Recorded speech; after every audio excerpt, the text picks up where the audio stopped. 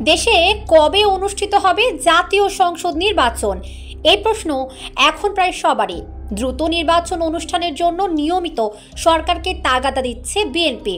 সরকারও কথা দিয়েছে এবছরের মধ্যে অনুষ্ঠিত হবে জাতীয় নির্বাচন, কিন্তু ঠিক কবে নির্বাচন অনুষ্ঠিত হবে তা এখনও ঠিক হতে সময় লাগবে বলে জানানো হয়েছে।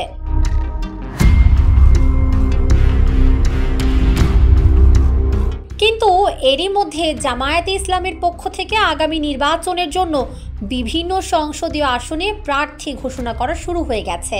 হঠাৎ করেই জামায়াত নেতারা কেন প্রার্থী ঘোষণা করছেন তা এক বড় প্রশ্ন হয়ে দেখা দিয়েছে।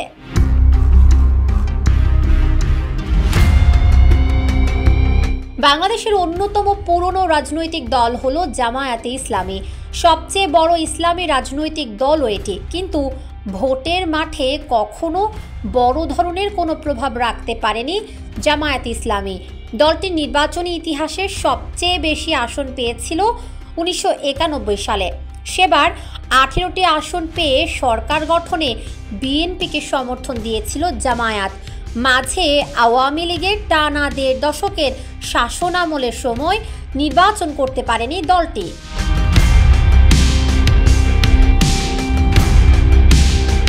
কিন্তু শেখ হাসিনার নেতৃত্বাধীন আওয়ামী লীগ সরকারের পতনের পর দেশের অন্যতম রাজনৈতিক শক্তি হিসেবে আবির্ভূত হয়েছে জামায়াতে ইসলামী। জোরে সোরে চলছে দলটির সাংগঠনিক কার্যক্রম।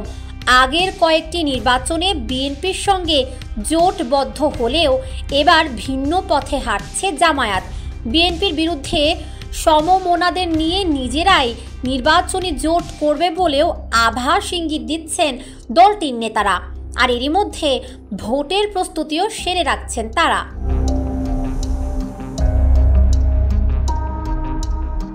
আগামী সংসদ নির্বাচনে দেশের বিভিন্ন আসনে ইতোমধ্যে প্রার্থীদের নাম ঘোষণা শুরু করেছে জামায়াতে ইসলামী। শতাধিক আসনে তাদের প্রার্থী তালিকা চূড়ান্ত করা হয়ে গেছে। বিএনপি নির্বাচন নিয়ে তড়িঘড়ি করলেও দলটির পক্ষ থেকে এখনও কোনো প্রার্থী চূড়ান্ত করা হয়নি। কিন্তু জামায়াতে ইসলামী নির্বাচন নিয়ে তাগাদা না দিলেও তারা কি তলে তলে ভোটের প্রস্তুতি সেরে রাখছেন? অবশ্য জামায়াতের নেতারা বলছেন নির্বাচনের দলীয় প্রস্তুতির অংশ হিসেবে যোগ্য প্রার্থী বের করতে বাছাই প্রক্রিয়ার মধ্যে রয়েছেন তারা।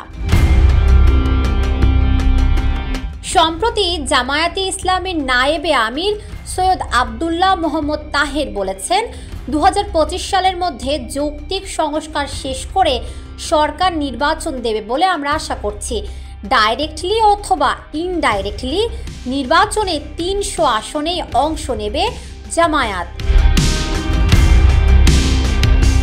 পর্যবেক্ষকরা বলছেন নির্বাচনী এলাকাগুলোয় সম্ভাব্য প্রার্থীর নেতৃত্বে দলীয় অবস্থান সুসংহত করা এবং জনগণের আরও কাছে পৌঁছানোর চেষ্টার অংশ হিসেবে প্রার্থী ঘোষণা করছে জামায়াতে ইসলামী।